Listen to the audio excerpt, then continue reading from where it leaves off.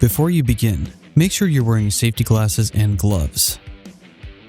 If you're using a rotary grinder, hearing protection and a long sleeve shirt are also recommended.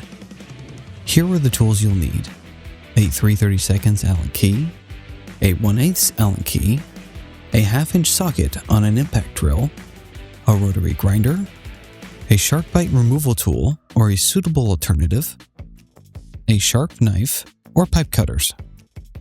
You will also need a Phillips head screwdriver. If your cable is too short or if the damage is closer to the front, you can repair it using a speed connector or just order a replacement cable. Double check the machine is completely powered down and cannot accidentally start. Start by unplugging power and disconnect the interconnect cord from the control box. Now remove any chains or attachments from the chain side connector. Then unplug the motor connector. Align the drum so the motor and oiling block are on the top side of the machine. Then lock the brake. Remove these 3 screws using the Phillips screwdriver.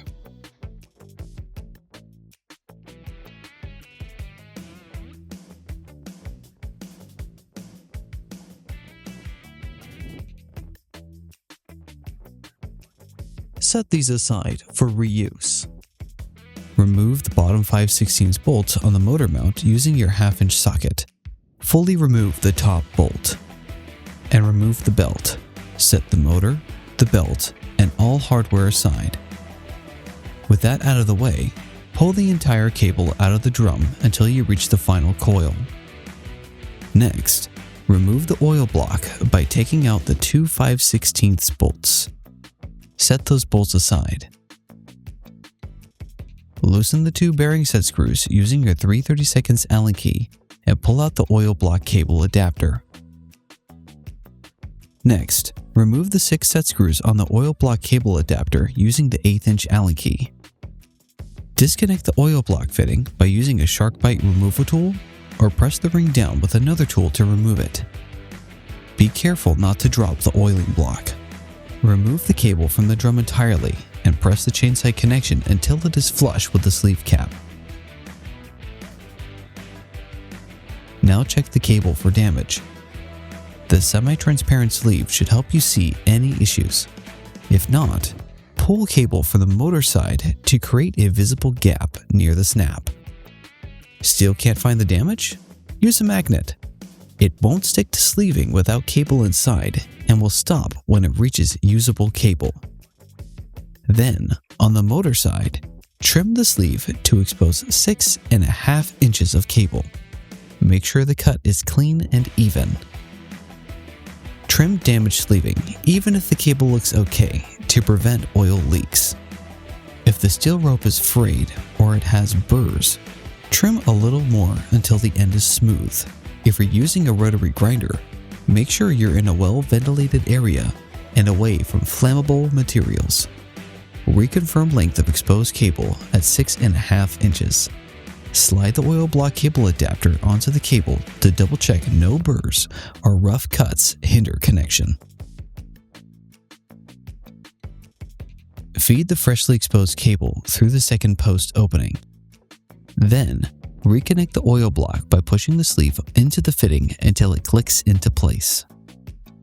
Insert the oil block cable adapter into the cable until it's fully seated. Tighten all 6 set screws using the 1/8 Allen key. Blue Loctite is recommended. Push the coupler flush with the bearing. Then tighten the bearing set screws using the 3/32 Allen key.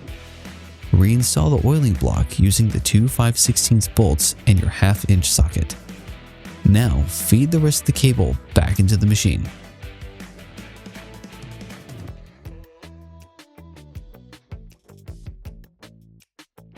Align the drum so the motor mount holes are vertically aligned and lock the brake.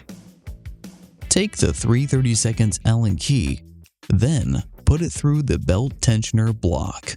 Put slip the spring through the 3/32 Allen key. Then take the roller portion of the belt tensioner, align it on the Allen key, and slide it into place. Reattach the motor, starting with the top bolt.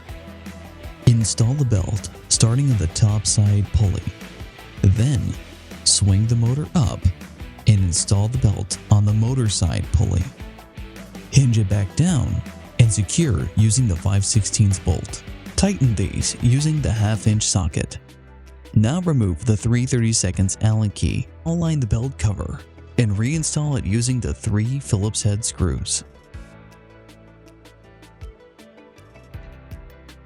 Ensure the pins go in squarely, then reconnect the motor connector and tighten the thread.